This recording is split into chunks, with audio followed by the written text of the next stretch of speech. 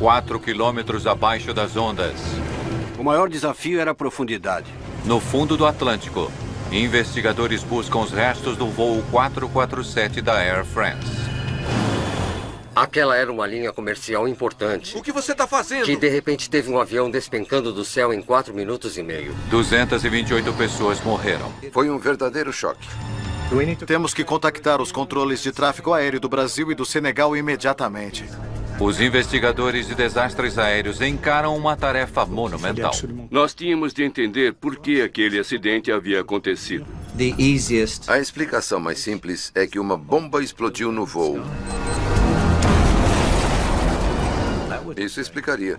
As respostas podem estar nos destroços, mas encontrar essa evidência...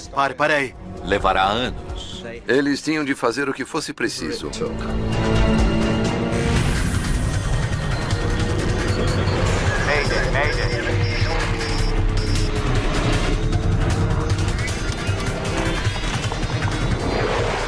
Mayday, desastres aéreos. Esta é uma história real baseada em relatórios oficiais e relatos de testemunhas. Voo 447 Air France. O voo 447 da Air France está cruzando o Oceano Atlântico.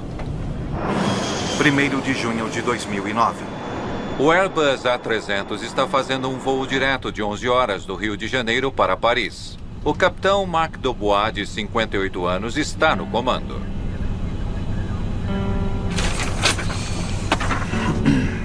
Aqui a nova previsão do tempo. Ele foi piloto por mais da metade de sua vida e agora é um dos capitães mais experientes da Air France. Está difícil ver qualquer coisa nesse avião com essa iluminação. O primeiro oficial, Pierre-Cédric Bonin, tem 32 anos e voava no A330 há cerca de um ano.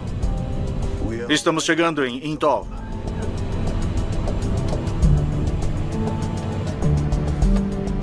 O segundo oficial, David Robert, de 37 anos, está de prontidão. Os 3 pilotos voam em turnos para permanecerem alertas.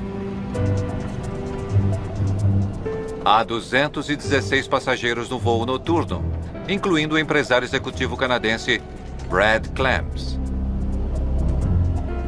Eu falei com meu irmão no domingo de manhã. Nós conversamos sobre as crianças e depois eu falei com ele até a hora dele entrar no avião. Como muitos desses ratos de aeroporto, como eles os chamavam, ele voava o tempo todo, estava muito acostumado e eu acho que ele talvez até gostasse.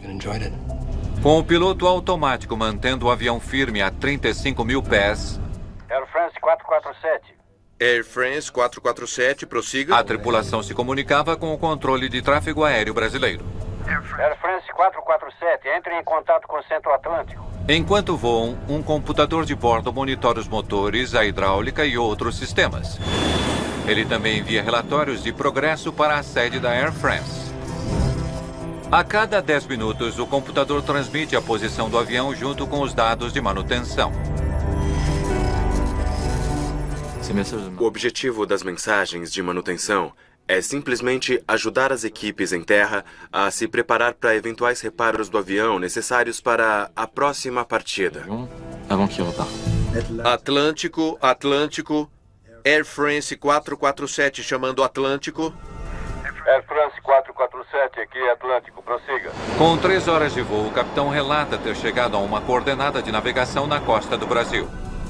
Air France 447, posição Intol. Mantenha o nível de voo 350. É entendido, faremos isso. Então temos outra coisa mais adiante. É, eu já vi.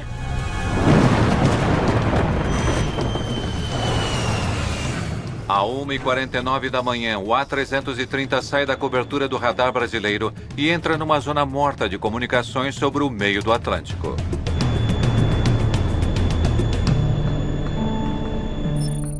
Duas horas depois, o controle de tráfego aéreo do Senegal tenta contactar o voo.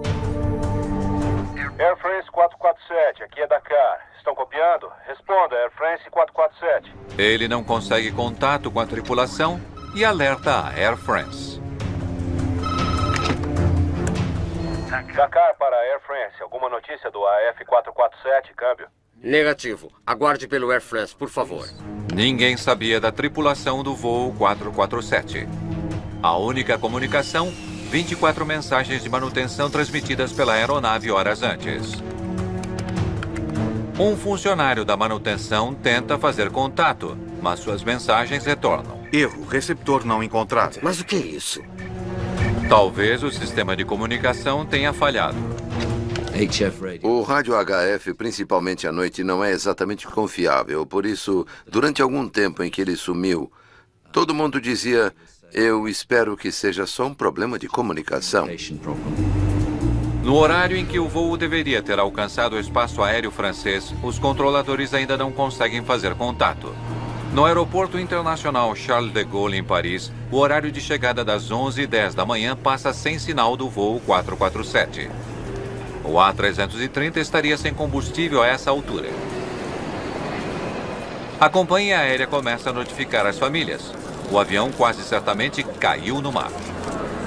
Eu tinha uma esperança infinitamente pequena de que ele tivesse tomado outro voo, porque nós estávamos totalmente certos sobre em que outros voos de volta ele poderia estar. Na tarde de 1º de junho, o mundo descobre que o voo 447 do Rio para Paris desaparecera misteriosamente.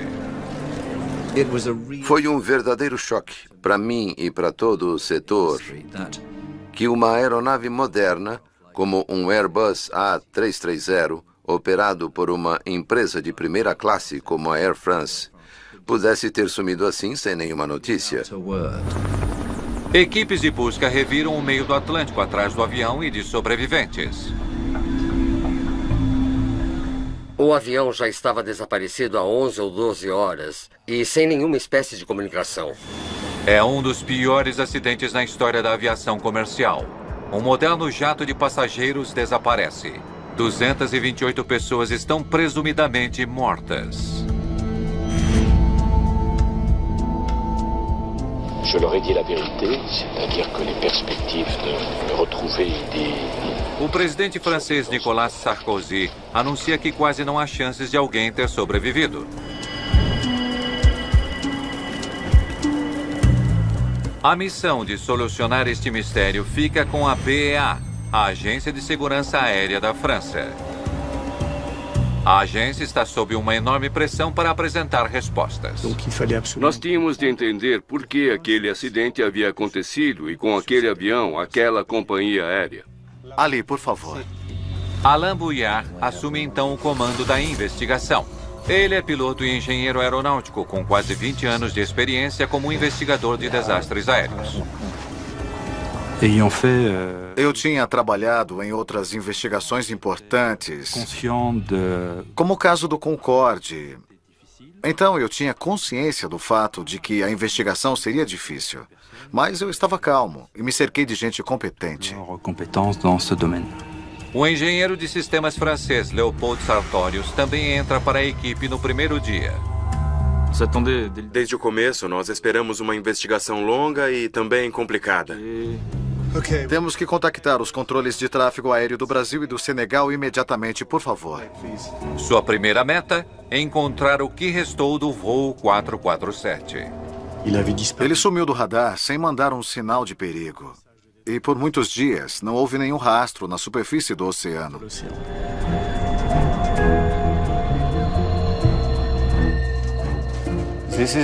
Essa é a última vez que eles informaram sua posição.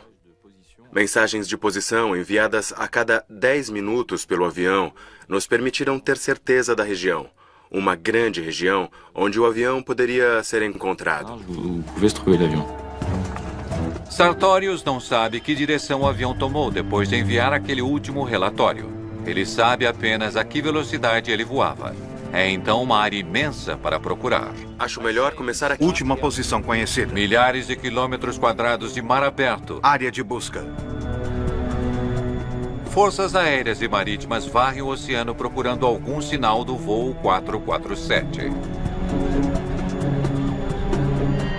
Finalmente, após 5 dias de buscas, um piloto brasileiro avista alguns destroços esparsos flutuando. Destroços de um A330, mas nenhum sobrevivente. O achado elimina qualquer vestígio de dúvida sobre a queda. todos a bordo do voo 447 estão mortos. Seu mundo desaba. Foi absolutamente terrível. Ele era uma pessoa maravilhosa e eu era muito próximo dele. É simplesmente a coisa mais horrível que se pode imaginar. As famílias dos outros 227 estão exatamente na mesma situação. Todas precisam de respostas.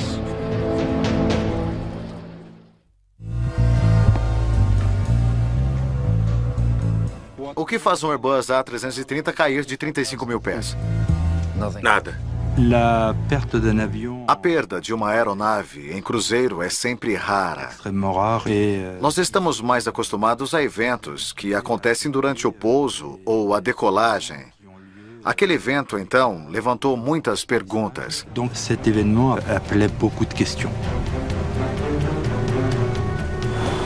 Uma das perguntas mais urgentes e perturbadoras.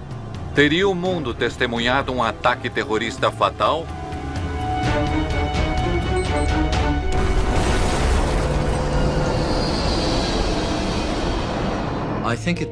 Eu acho que um cenário terrorista era completamente plausível, simplesmente porque trata-se de uma aeronave muito moderna, com um registro de segurança muito bom. A explicação mais simples é que alguma coisa, uma bomba, explodiu no avião. Isso explicaria. As correntes do Atlântico espalharam os destroços flutuantes da aeronave por mais de 500 quilômetros quadrados de oceano.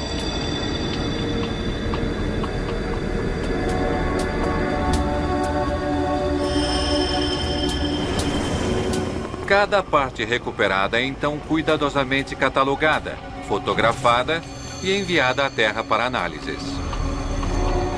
Mas dos destroços perdidos no fundo do mar, o que os investigadores mais precisam são restos que incluem as vitais caixas pretas.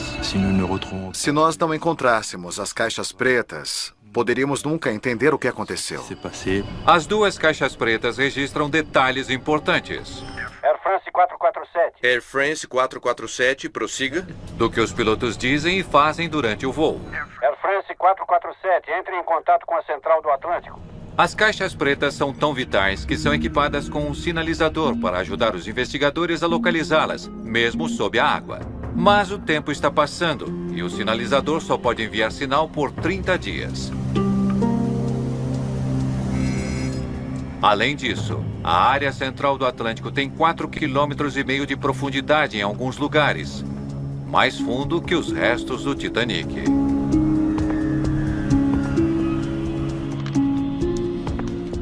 Os técnicos ficam atentos ao sinal.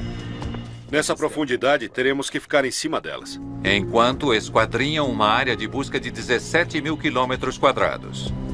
Era uma área imensa.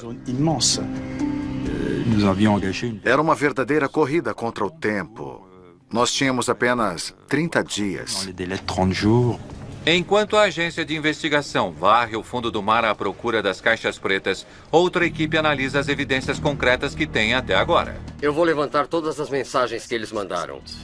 As 24 mensagens de manutenção enviadas pelo sistema de envio de comunicações e relatórios da aeronave do voo 447, o ACARS.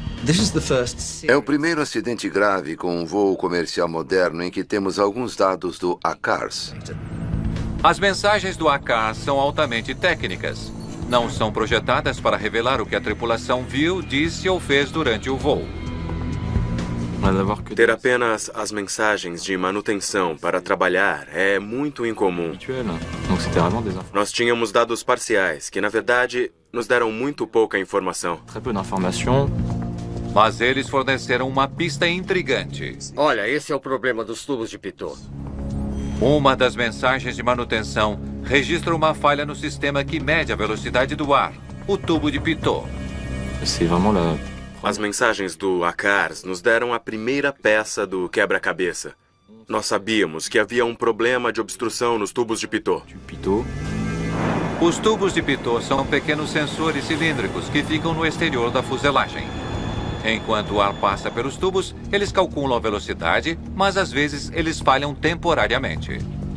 Num ambiente com cristais de gelo muito densos, Todos os cristais entopem o tubo e impedem a entrada do ar. A Air France e outras linhas aéreas estavam em processo de substituir os tubos de Pitot para evitar exatamente este tipo de problema. Os tubos congelavam o tempo todo. Incômodo, mas certamente não perigoso. Um tubo de Pitot congelado é considerado longe de ser catastrófico. Se você perde um tubo de Pitot, você não cai do céu.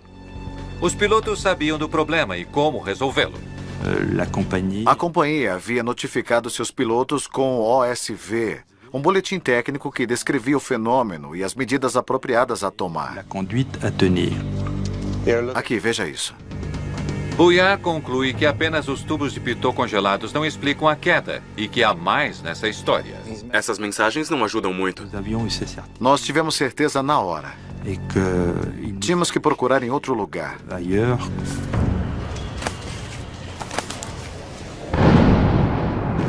Já que os tubos de Pitot congelados não podiam ser culpados, Bouillard se pergunta se o clima extremo teve alguma influência.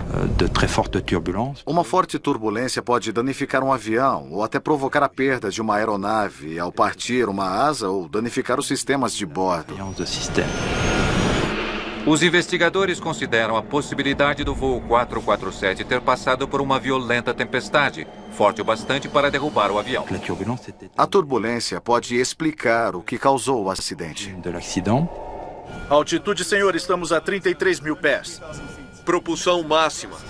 Mesmo naquela altitude, poderia ser impossível os pilotos se recuperarem de um stall provocado por uma violenta tempestade. As forças poderiam partir o avião ao meio. Num avião, o maior perigo de uma turbulência é um dano estrutural, como perder um pedaço da cauda, ou então perder uma asa em casos extremos. E isso levaria à perda da aeronave.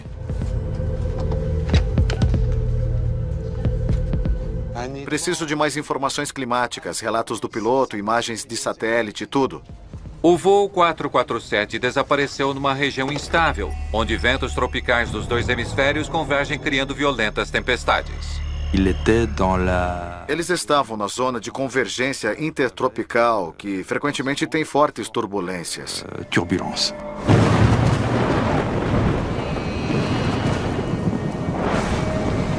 Outros aviões mudaram suas rotas naquela noite para evitar tempestades na área. Mas que tipo de clima o voo 447 encontrou? Quais eram as reais condições? Qual era o verdadeiro ambiente ao redor do avião? Era uma grande dúvida. Além da turbulência, tempestades e raios são outra ameaça à aviação. Talvez um raio fosse o culpado pelo acidente. Senhor, estamos perdendo nossos instrumentos. Se por acaso houvesse alguma deficiência no isolamento do avião e os sistemas fossem danificados, nós provavelmente teríamos encontrado um monte de problemas. Teria um raio derrubado o voo 447?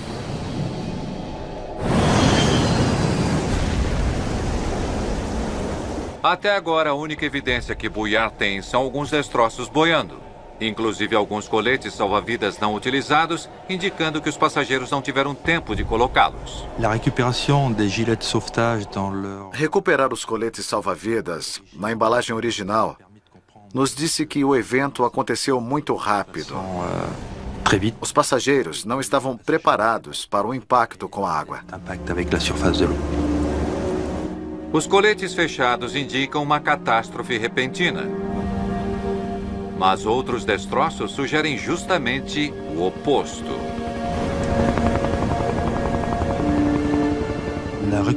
A recuperação da cauda foi um elemento muito importante.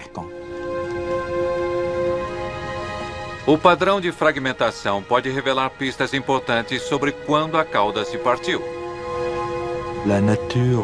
Todas as rupturas eram de natureza estática. Não havia sinais de danos por fadiga. Isso deve ter acontecido quando ele bateu na água. A cauda estava ligada à fuselagem no momento do impacto. Ela não se partiu no ar. Se o A330 bateu intacto na água, ele não foi derrubado por uma bomba, nem por uma turbulência. Os investigadores não estão nem perto de solucionar este mistério.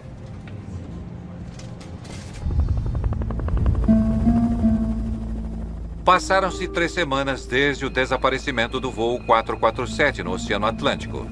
Em alguns dias, as baterias dos sinalizadores das caixas pretas irão acabar.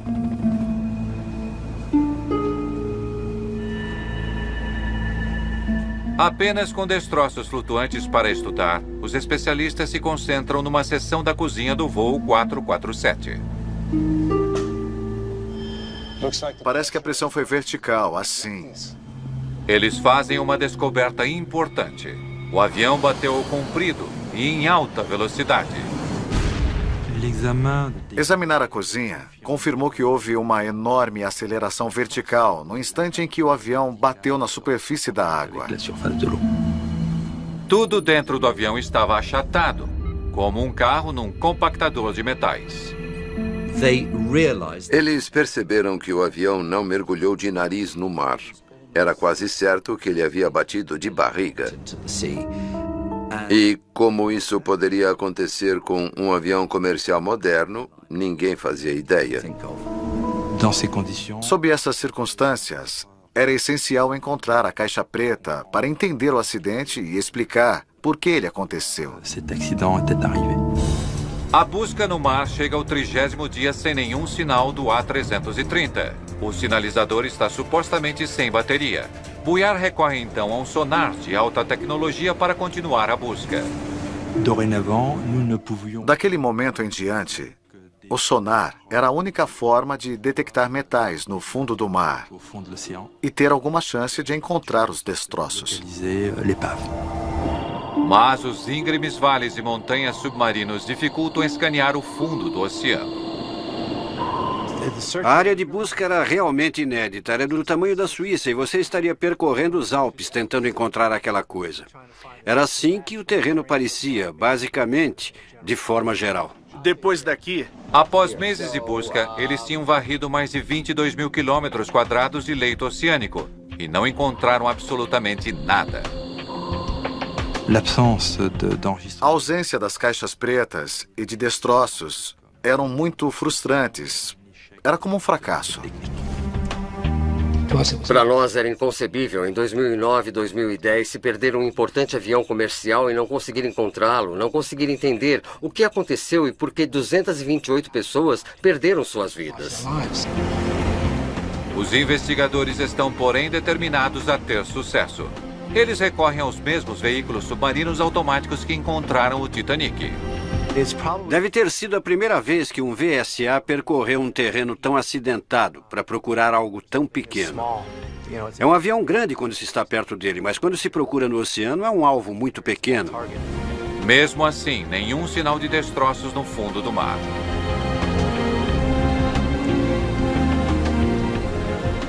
Era como se o avião tivesse simplesmente sumido. 18 meses depois do voo 447 desaparecer, Bouillard percebe que as chances de encontrar o que procura estão cada vez menores. No fim de 2010, nós já havíamos gastado 22 milhões de euros. Continuar as buscas custará milhões mais, sem nenhuma garantia de sucesso. Nós não tínhamos certeza de que conseguiríamos encontrar os destroços. E se encontrássemos as caixas pretas, não tínhamos certeza de que conseguiríamos lê-las. A caixa preta não é projetada para ficar 2 anos em águas muito profundas e ainda funcionar depois. As caixas já podem estar esmagadas pela enorme pressão submarina. A 4 quilômetros abaixo da superfície, elas estão sujeitas a uma força de mais de 400 quilos por centímetro quadrado. Os investigadores podem estar enfrentando uma batalha perdida. Quase 2 anos depois do desastre do Air France, Bouillard tem pouco a mostrar de seus esforços. Nenhum destroço significativo e nenhuma caixa preta. Mas ele se recusa a desistir. Não podemos parar. Nós podemos encontrar as caixas. Eu sei que podemos. Para o BEA, era trabalho deles descobrir o que aconteceu. Obviamente, eles queriam encontrar as caixas pretas. Mas você consegue imaginar o que seria para a Airbus não saber ao certo o que causou o acidente e apenas poder teorizar a respeito? As famílias das vítimas também estão desesperadas por respostas. Era extremamente importante para nós que eles encontrassem as caixas pretas e descobrissem o que aconteceu. E nós estávamos determinados a pressionar ao máximo as autoridades para garantir que a busca continuasse. Em 25 de março de 2011, o BEA inicia uma busca final. Novamente, eles lançam um VSAS para varrer o fundo do oceano. Eles se concentram no círculo de 37 quilômetros de diâmetro ao redor da última posição conhecida do avião. O VSA é separado do navio. Assim que ele é lançado, ele fica 24 horas em missão independente do navio. Se o clima fica ruim, o VSA ainda rastreia para lá e para cá sem se importar. Com uma semana de busca, um submarino captura uma imagem de sonar de algo enorme no fundo do mar. A aposta de buiar pode ter compensado. Com certeza parece um avião. A equipe envia imediatamente outro submarino, desta vez para fazer imagens digitais em alta resolução.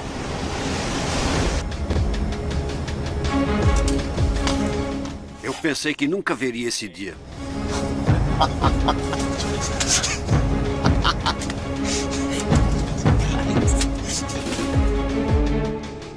A equipe manda as imagens diretamente para o escritório de Bouillard, em Paris. 2 anos de sua vida haviam sido dedicados a esse momento.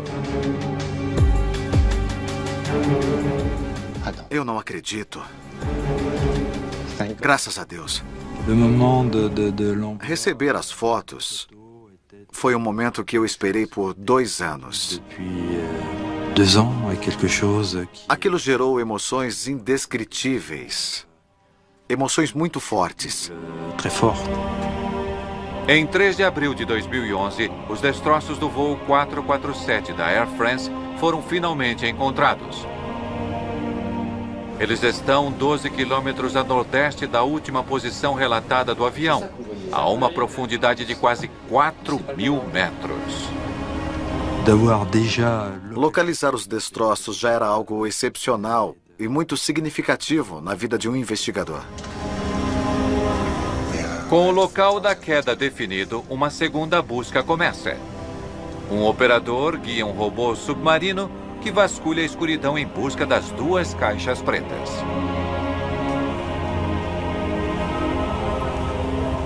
É como um ferro velho. Não há nada além dos destroços do avião por toda parte, coisas empilhadas umas nas outras. Tem a fuselagem, tem motores, tem todo tipo de coisas por toda parte. Os dias se passam sem nenhum sinal das caixas pretas. Os investigadores sabem que mesmo que encontrem o que procuram, 2 anos sob a água deve ter inutilizado os dispositivos. Não fazíamos ideia se os registros de voo e as gravações de voz na cabine estariam em condições de funcionamento. Então, Bouillard recebe a notícia que estava esperando. Pare ali. Amplie ali.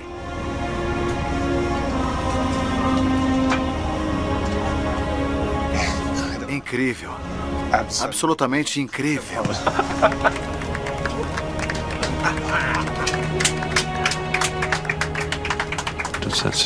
São momentos difíceis de descrever. Momentos na sua carreira que você não pode esquecer. Um submarino não tripulado primeiro recupera a caixa preta e depois as gravações de voz da cabine.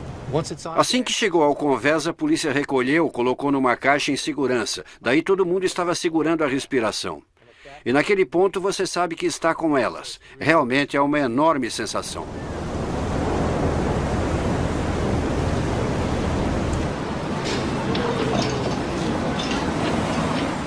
A polícia francesa escolta a caixa preta e as gravações da cabine até o laboratório de Léo Sartorius, em Paris. Após incontáveis horas de buscas e teorias, o mundo pode finalmente entender o que aconteceu a bordo do voo 447. A resposta para o que saiu errado poderia estar trancada nestes recipientes à prova d'água. Havia muita preocupação de que, se nós dessemos um passo em falso, isso levasse à perda da informação. Elas devem ser manuseadas com cuidado. Um movimento errado e uma busca de 2 anos e quase 32 milhões de euros seriam em vão. Começando com as gravações da cabine, eles abrem cuidadosamente a caixa protetora, procurando os cartões de memória no interior.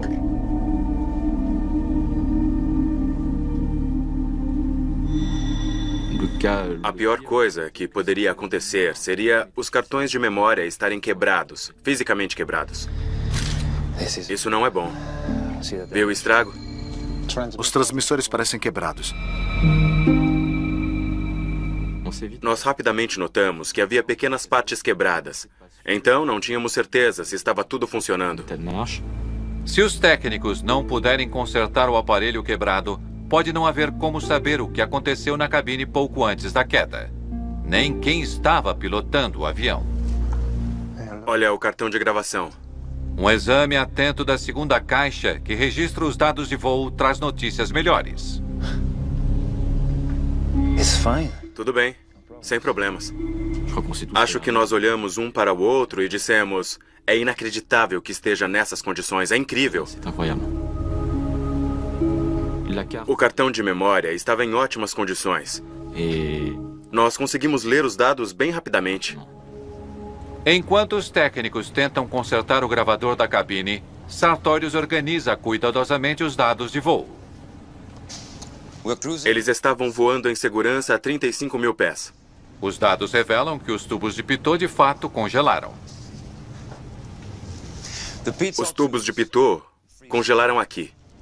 Os tubos congelados geraram leituras instáveis de velocidade, fazendo o piloto automático desligar automaticamente. O piloto automático desliga e o piloto assume o controle do avião. Ele avisa os pilotos bem alto. Pode ter sido meio surpreendente, um certo choque. E isso com certeza foi um choque para aqueles pilotos, e a reação deles a esse aviso foi a chave para tudo mais que se seguiu. A tripulação foi informada de que um tubo de pitot congelado poderia limpar-se em menos de 1 minuto. Os pilotos no avião só ficaram sujeitos à obstrução por cerca de 56 segundos, e depois disso as leituras de velocidade voltaram ao normal. O piloto precisa apenas manter o avião estável e o problema desaparecerá. O avião não sabe que você não sabe a velocidade do ar. Tudo que o avião quer é potência para continuar indo em frente e a mesma atitude para manter o nível de voo. Mas ele não manteve estável. Quem quer que estivesse pilotando levantou o nariz do avião em vez disso. Quando o piloto automático desligou, o piloto no comando mudou a inclinação do avião. Ele subiu mais de 2.500 pés. Se você levantar o nariz de um avião que está subindo, isso reduz a velocidade. Aqui, a velocidade caiu mais de 90 nós em menos de 1 minuto. Isso disparou um aviso de stall aqui. Levantar o nariz de um avião em alta altitude coloca o avião em stall muito rápido. Num stall aerodinâmico, as asas perdem sustentação e o avião despenca do céu. Foi a ação do piloto que levou ao stall. Eles caíram a mais de 12 mil pés por minuto. Inexplicavelmente, o piloto continuou a puxar o manche quando deveria ter abaixado o nariz do avião para ganhar velocidade e sustentação. Quanto mais você levanta o nariz, mais perde sustentação. E foi isso que aconteceu com o Air France 447. Tínhamos um avião praticamente caindo como uma pedra. Apenas as gravações de voz da cabine podem revelar por que os pilotos agiram daquela forma. Em nosso laboratório houve algumas horas de agonia porque não tínhamos certeza de que conseguiríamos ler os dados depois de tanto esforço e de todo aquele dinheiro gasto. Vai tocar? Não sei. Os investigadores estão contra a parede. Eles têm apenas mais uma esperança em sua longa busca para saber o que causou o pior desastre aéreo da história da Air France. Tudo pelo que trabalharam agora depende do conserto de um pequeno dispositivo eletrônico.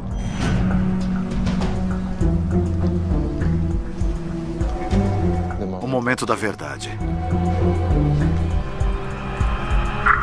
Air France 447. Air France 447, prossiga. Air France 447, entre em contato com a central do Atlântico. Atlântico. 40 minutos antes do acidente, o capitão Dubois está em seu assento. Air France 447, aqui é Atlântico, prossiga. Air France 447, posição Intol. A gravação nos permitiu saber quem estava pilotando o avião, quem estava monitorando os parâmetros.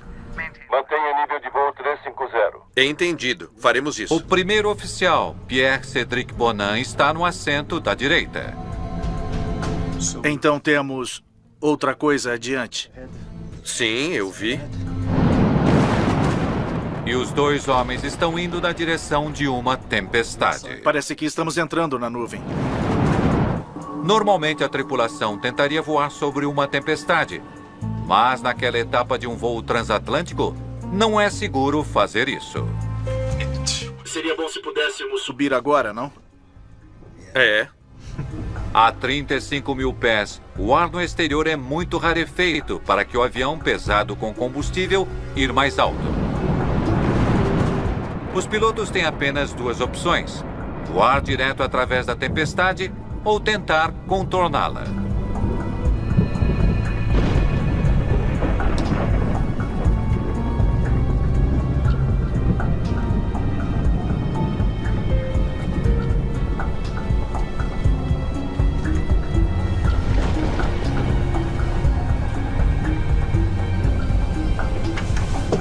Conseguiu dormir? Mais ou menos. Muito bem, então eu vou sair daqui. O capitão Dubois faz o seu descanso programado. O primeiro oficial, David Robert, rende o capitão mais experiente. Robert tem quase 4.000 horas de voo a mais no A330 que o outro primeiro oficial na cabine. O primeiro oficial Robert está no assento da esquerda. O primeiro oficial Bonin é o piloto no assento da direita. Os investigadores agora sabem que minutos antes da queda, o capitão saiu da cabine para o seu intervalo. Será que não é melhor um pouco para a esquerda? Mas não está claro qual dos dois outros pilotos está no comando. Como é? Talvez você possa ir um pouco para a esquerda. A forma como eles agiram quando o capitão saiu da cabine não foi como se um deles estivesse com certeza no comando e o outro fosse com certeza o piloto de apoio.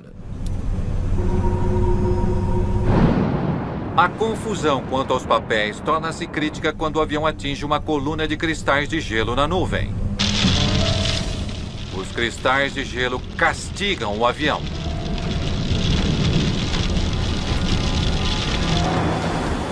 O gelo cobre os tubos de pitot.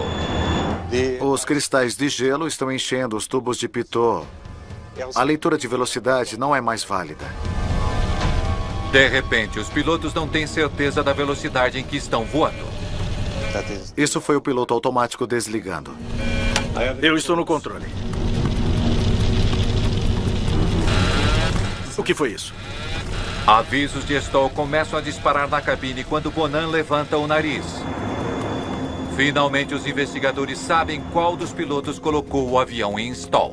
O primeiro oficial Bonin estava puxando o manche, colocando o avião em stall. Incrivelmente, nenhum dos pilotos consegue saber por que o alerta está soando. O oficial Robert não entende o que está acontecendo. Ele vê o avião subindo e a velocidade caindo.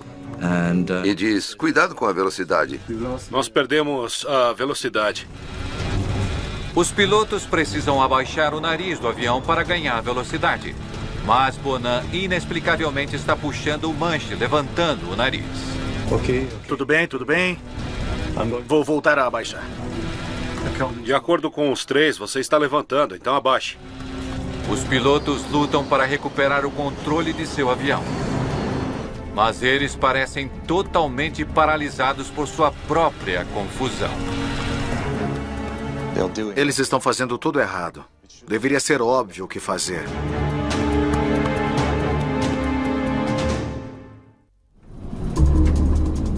Desesperados para salvar seus 216 passageiros, o primeiro oficial, Davi Robert, chama o capitão.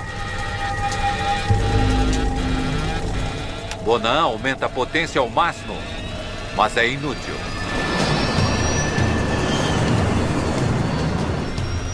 Entende o que está acontecendo? Estou perdendo todo o controle do avião. Quando eles chegam aqui, estão caindo a mais de 6.200 pés por minuto. Então, eles têm ainda cerca de 2 minutos para entender o que está acontecendo. O primeiro oficial, Robert, decide assumir o controle. Controles para a esquerda. Ele tenta abaixar o nariz do avião, um passo-chave para se recuperar de um stall. Mas, incrivelmente, Bonan ainda está puxando seu manche para trás. Eles podem usar seus manches ao mesmo tempo. Se forem em sentidos contrários, eles têm a tendência de se anular. O fato dos dois pilotos estarem dando comandos diferentes e às vezes opostos para os controles foi surpreendente. Eles não estavam coordenando seus pensamentos ou suas ações. 90 segundos depois da crise começar, o capitão volta. O que estão fazendo? Perdemos o controle da aeronave. Não estamos entendendo nada. Já tentamos de tudo. Como não acreditavam na situação em que estavam, eles simplesmente voltaram ao instinto básico, que é: quero subir, quero parar de cair. Vamos levantar o nariz. Dubois percorre os instrumentos tentando ver o que está errado. O que você acha? O que quer fazer? Eu não sei, está caindo. O capitão não tem tempo suficiente para avaliar a situação. Estamos a 9.000 pés. Sobe, sobe, sobe, sobe. Mas eu fiquei com o nariz no máximo por um tempo.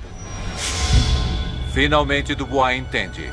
O primeiro oficial, Bonan, está causando o stall, puxando o nariz para cima.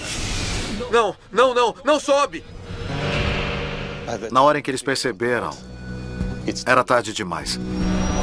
Robert não consegue altitude suficiente para se recuperar do stall. A 2.000 pés, os sensores detectam a superfície do oceano e disparam novos alarmes.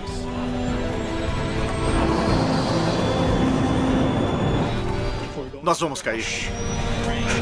Não pode ser verdade. Dubois, o que está acontecendo? A aeronave bate na água a quase 200 km por hora.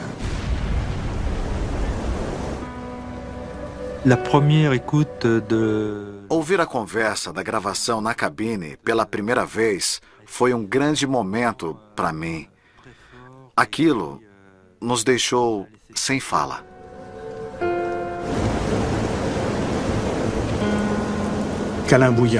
Alain Bouillard ficou pálido.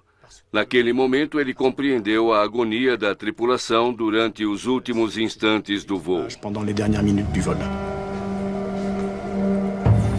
No verão de 2011, equipes de resgate recuperam 104 corpos dos destroços submersos do voo 447, inclusive o de Brad Clemens. Meu irmão estava entre aqueles que foram trazidos, e então foi possível para nós recuperá-lo, levá-lo para casa e fazer um sepultamento e dizer adeus adequadamente. Então isso ajudou. Mais de 3 anos depois do acidente, Alain Bouillard anuncia que a queda do voo 447 não foi causada pelo congelamento dos tubos de pitot, mas pelo erro da tripulação na compreensão e retificação do problema. Não pode ser verdade. O que está acontecendo? Havia uma sensação de que esses aviões eram tão sofisticados que poderiam voar sozinhos. Os pilotos nem eram treinados para voar nesses aviões no manual em altas altitudes, porque o pensamento era de que eles estariam sempre no piloto automático. Então não havia motivo para o piloto saber como pilotar. Um novo treinamento agora é feito para ensinar as tripulações a lidar com velocidades não confiáveis e a se recuperar de um stall em altas altitudes. As empresas têm que estar preparadas para gastar mais dinheiro com treinamento básico em voo manual e treinamento cognitivo para seus pilotos. O acidente com o Air France 447 mostra que não se pode mais ignorar isso e mudanças precisam ser feitas. Em memória de Mark Wallace, 1962 a 2012. Versão Marshmallow, São Paulo.